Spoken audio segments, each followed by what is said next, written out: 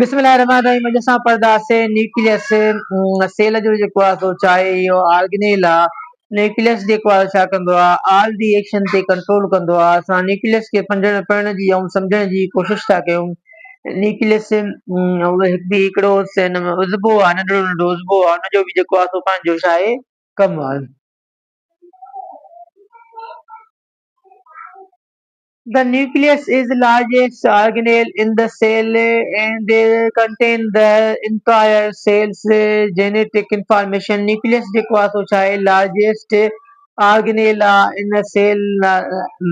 nucleus जेको आहे सो छा थींदो आहे nucleus थींदो आहे हे असांजो सेल थी वियो। सेल जे विच में जेको आहे सो हे विच में जेको आहे साइटोप्लाज़म आहे, हे जेको आहे छा आहे हे न्यूक्लियस आहे सॼो।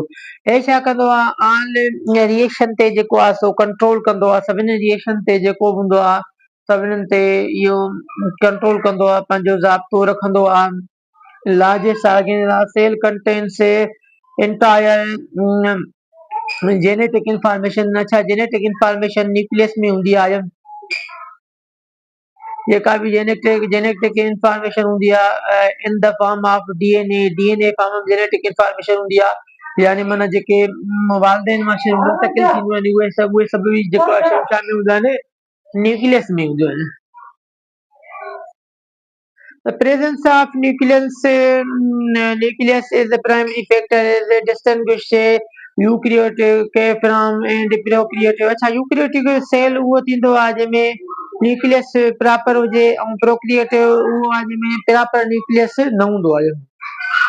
हुनखे यूकेरियोटिक जेको आहे सेल चइबो आहे ऐं हुनखे प्रोक्रिएटिव सेल चइबो आहे। Nucleus is covered two phospholipids membrane known as a nuclear envelope. Separate nucleus contains from the cytoplasm। Nucleus जेको आहे सो छा हूंदो आहे टू फॉस्फोलिपिड्स सां मेम्ब्रेन सां सुञातो वेंदो आहे, जेके न्यूक्लियर इनवेलप न्यूक्लियर जो इनवेलप न्यूक्लियर जो लिफ़ाफ़ो उहे सेपरेट न्यूक्लियस कंटेन्स सेपरेट कनि थियूं, अलॻि अलॻि थियनि थियूं साइटोप्लाज़म में।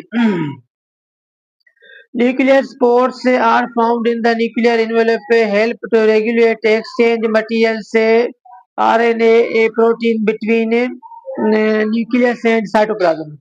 अच्छा, न्यूक्लियर जेको आहे छा थींदो आहे न्यूक्लियर में छा हूंदो आहे पोर्स नंढा नंढा सोराख हूंदा आहिनि, लिफ़ाफ़े वांगुरु ठहियल हूंदा आहिनि। उहे एक्सचेंज कंदा आहिनि मटीरियल यानी गैसिस खे बि एक्सचेंज कंदा आहिनि ऐं रेगुलेट बि कंदा आहिनि, फंक्शन खे हलाईंदा बि आहिनि।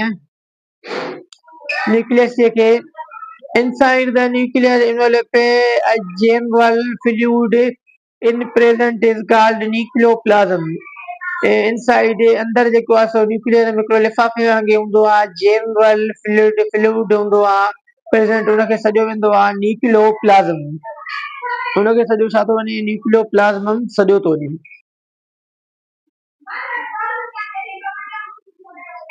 अच्छा, in nucleus aggregation is RNA present in the nucleus in the non-dividing genetics।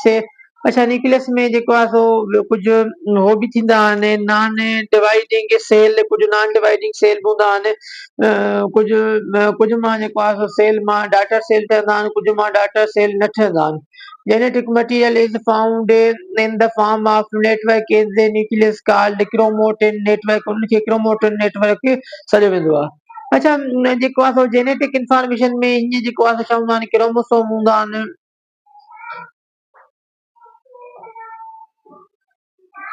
हीअं शिकिल जा क्रोमोसोम हूंदा आहिनि। क्रोमोसोम मां जेको आहे सो पोइ छा थींदा आहिनि डुप्लीकेट RNA ठहंदा आहिनि। अच्छा, डीएनए में जेको आहे सो क्रोमोसोम मौजूदु हूंदा आहिनि। क्रोमोसोम में छा हूंदी आहे उनमें जेनेटिक इंफॉर्मेशन हूंदी आहे, यानी माना जेका बि इंफॉर्मेशन हूंदी आहे सेल जे डीएनए में न्यूक्लियस में ई हूंदी आहे।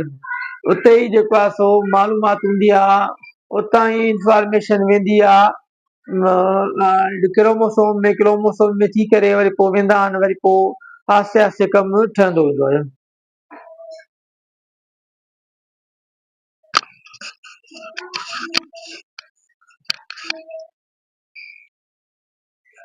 Nucleus, the nucleus is a aggregation of RNA also is present called nucleus से एग्रीगेशन है, उनमें आरएनए भी प्रेजेंट हूंदा आहिनि। कुझु जेको आहे सो सेल हूंदा आहिनि जेके डिवाइड न थींदा आहिनि उहे genetic material in found in the form of network in the nucleus called chromatin network उनखे क्रोमैटिन नेटवर्क सॾियो वेंदो आहे।